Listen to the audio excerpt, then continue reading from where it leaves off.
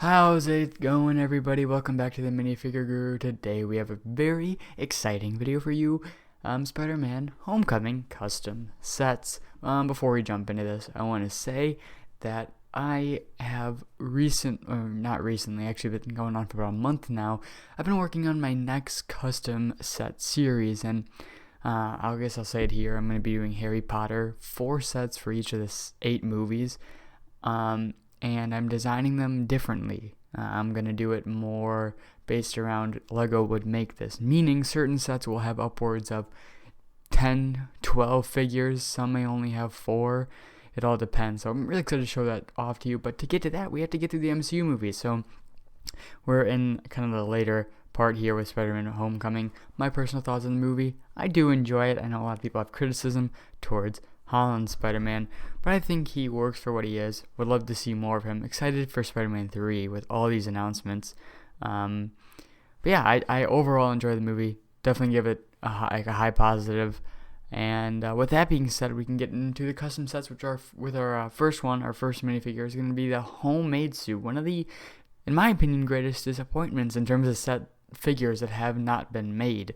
I mean, it's just like such an obvious choice, right? And such a cool looking figure. I love the lighter red with that baby blue. So I took a swing at it here with a hood piece. He has the goggles there, and some detailing for the web shooters, or glove printing, and then these red boots with some black at the bottom. He's very simple, but I think I added the right amount of detail, and I'm very happy with how this figure turned out. Next up here we have Liz Allen, a big player in this movie. She uses the Wanda hairpiece, and she has I just completely blanked there, a plaid shirt that's kind of rolled up at the sleeves, and a white t-shirt underneath with some simple black pants. Again, big player. I am disappointed with the sets. I think that the Homecoming set, the one with like Iron Man and Vulture, is incredible. And Shocker, 10 out of 10 set. I mean, it has a great solid build with 4 stunning important minifigures, but they really botched that second one with a reused Spider-Man and 2 unimportant characters that show up for the opening scene, if I remember correctly, or one of the first scenes. Instead of getting like a side character like Ned, who we eventually got, but Ned or the teacher or Liz Allen, and then obviously the baby blue homemade suit. So disappointing. But we'll move on to the next one here, being Mr. Harrington. He uses the Dougie Trainer hairpiece, my personal favorite hairpiece, by the way, and he has his beard, a slight smirk, the yellow decathlon shirt above a simple suit, or suit. What is it called? Dress shirt. Listen, guys, it's a slow night for me. Please don't judge me too hard here. And then black pants with dark brown shoes. Another one, he's just as significant in the second as here, and I'd love to see him in Lego. And the fourth and final minifigure of set number 1 is going to be the Tinkerer. He uses the Mad Eye Moody piece with kind of a worried expression. I guess that's an okay way to describe it. He's, he doesn't really love what he's doing, but he's doing it because he kind of has to. He has that tan overcoat over blue overalls and a white shirt underneath. Hoping to see a return of the Tinkerer someday, as I like the concept of the character. I think he'd work well as like a back man of the Sinister Six, so maybe we'll see him there. But the set itself would be School Bus Battle. Simply enough, it would come with a school bus. In the ideal world, it would have Shocker in here too, but I didn't draw him. But know that he could be in here if this set was real.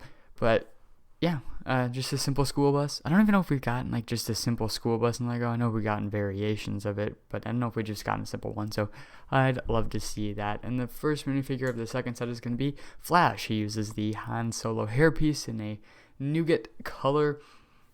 He has a very simple gray shirt on with some white and purple and a little, I think it's supposed to be an alligator right at the chest, and then black pants with some dark brown shoes. Next up here, we have my version of Ned. It's pretty much the same as Lego's. He uses the Ned hairpiece, bit of a worried expression, and then a simple dark brown coat over pink shirt with dark blue pants and black shoes. I am very excited to see where he's going. The actor lost weight. Good for him, but just as interesting, does this mean the character's going somewhere, or was it a personal choice for the actor? That is a very good question, and we'll see soon enough. By the way, I'm recording this on January 1st, and no trailer. We're supposed to get a trailer in December, and obviously no longer December. Who knows why? I think we'll be getting one soon, though. Next up here, we have the Shocker version 1. He uses the simple Lego beanie with a kind of angry expression. Along with that, he has the outfit. I have printed the Shocker kind of, what would you call it? Like gauntlet on the, left hand for us, right hand for him. He has these dark blue pants with that red stripe on the side, and then dark brown shoes. I really like the look of this. I'm hoping that, and if the Sinister Six, which I don't want them to be, but if they're in Spider-Man 3, we get to see the Shocker and all of his glory. I do still find it interesting how, it makes sense that the way he is, but, I always correlate him with the Spectacular Spider-Man one where he can, put out, beams of energy or something. I don't know. I think that'd be cool, have these villains, comic accurately realized if they team up for the Sinister Six. Next up here, we have Spider-Man in his yellow coat. Pretty simple. He uses a similar printing scheme to the actual Spider-Man we have, except I added a bit more detail on the legs, and then obviously the major thing, yellow coat. I think it's such a cool look. I love the look of the coat with that, it's all yellow. There's not, creases or anything, or I don't know. I just think it looks cool. It's part of a lot of the posters and a pretty cool scene, funny scene in the movie.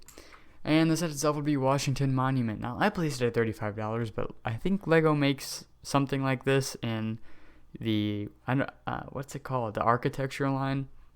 And, I